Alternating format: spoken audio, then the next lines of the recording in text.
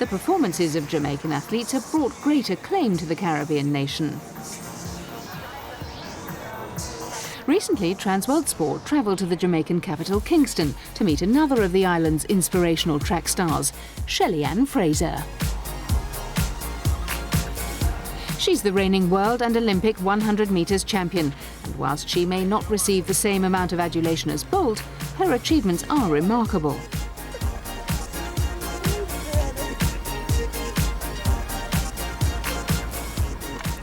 "23-year-old Shelly-Ann grew up in Waterhouse, one of Kingston's poorest and most violent areas.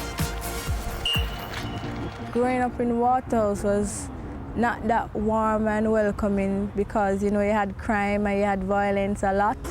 You had people getting pregnant at a young age. You had boys dying early. And there most times I could not get to go to school because of curfews and because police had something they needed to do in the area, so the area was under shutdown. So it was pretty rough, but I mean, my mom was actually strict, so I was under strict rules and regulations. Shelly-Ann saw athletics as the best way to stay out of trouble and competed at track and field meets throughout her formative years. Upon leaving school in 2006, the talented youngster opted to join MVP Athletics Club instead of seeking a scholarship with an American university like many of her peers. Started by coach Stephen Francis as a way of giving local athletes the chance to train in Jamaica, the club has developed a tradition of turning unheralded runners into world beaters. Fraser certainly fits that mould. At 1.60 m, she's relatively small for a sprinter, but Francis never saw her size as a disadvantage. She is very compact, she's very small.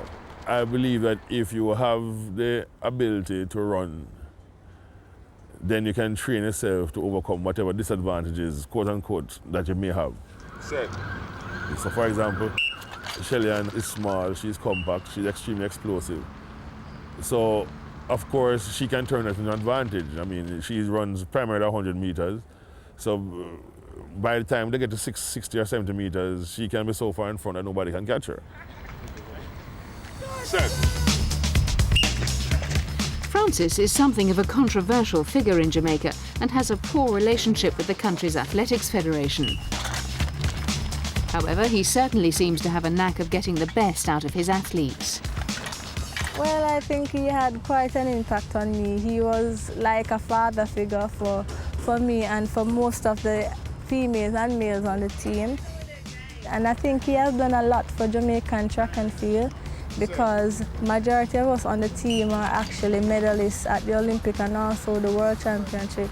So once we're medalists, Jamaica also benefits from it because we represent Jamaica and we run it in the black, green and gold at all times at major championships. So he's doing a lot for Jamaican sport.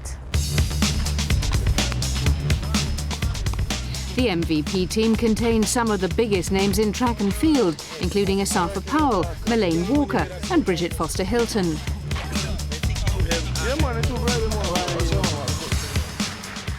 Asafa in particular has worked closely with Shelly-Ann, and having one of the fastest men in the world as a training partner has had a hugely positive impact on her.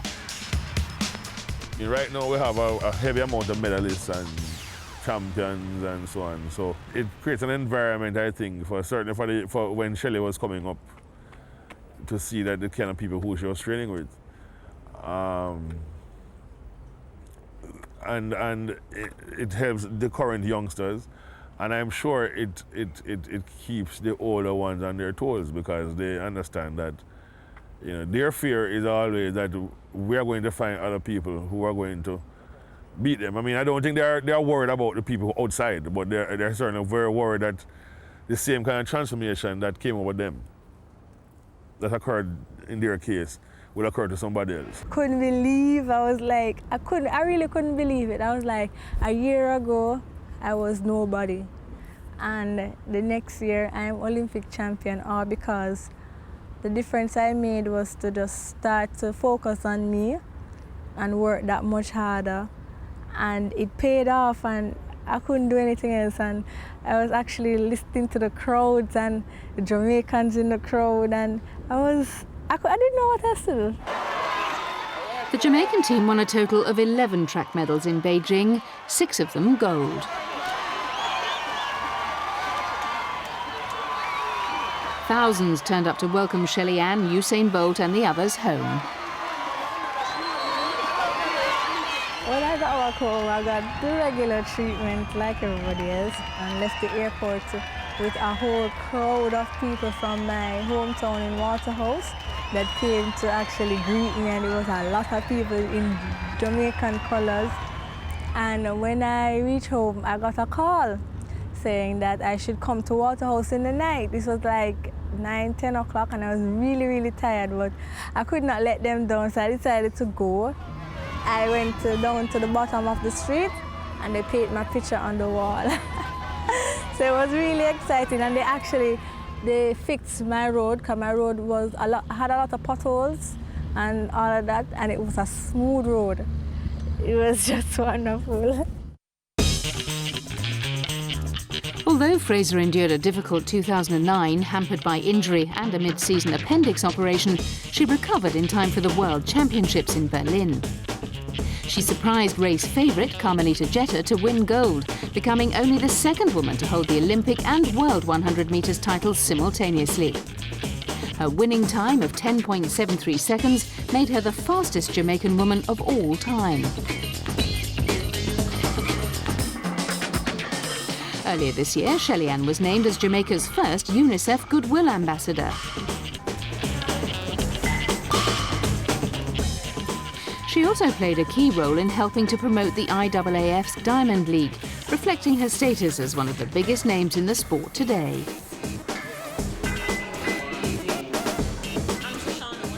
Although her 2010 season has been blighted by more injuries, Stephen Francis believes that his 23-year-old charge will soon be back to her very best.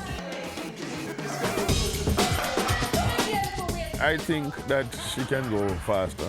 I think that a lot of people are limiting her based on her size. But I think that she's almost perfect for explosive events, and you know, she's going to shock a lot of people, you know, because she has a very, very good work ethic.